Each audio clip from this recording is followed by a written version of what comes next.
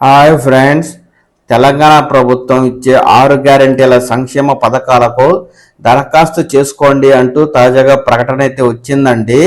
ఈ ప్రకటన రంగారెడ్డి జిల్లాకు మాత్రమే ఇక్కడ రావడం జరిగింది. ఇతర జిల్లాల్లో ఉందో లేదో సమాచారం అయితే లేదండి.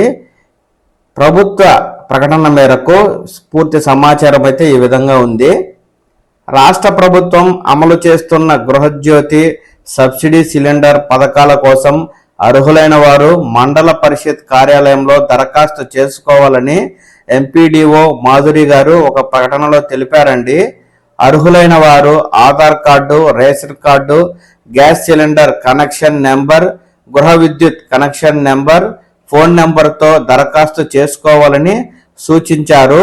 ఫిబ్రవరి 2న సింగంపల్లి, మాలేపల్లి, 3న చింతలపల్లి, మంగళపల్లి, 4న మేడిగడ్డ, శంకర కొండతండ, 5న రానుంతల, కోనాపూర్, 6న కొత్తకుంట తండ, పోలేపల్లి, శెట్టిపల్లి, 7న ఆకుతోటపల్లి, సీతారాం నగర్ తండాల ప్రజలు మండల పరిషత్ కార్యాలయంలో దరఖాస్తు చేసుకోవాలంటూ రంగారెడ్డి జిల్లాకు సంబంధించిన అధికారులైతే ఈ గృహజ్యోతి 200 యూనిట్ల ఉచిత విద్యుత్ కోసం, 500 రూపాయలకే గ్యాస్ సిలిండర్ కోసం దరఖాస్తు చేసుకోండి అంటూ తాజాగా ప్రకటన అయితే ఇచ్చారు.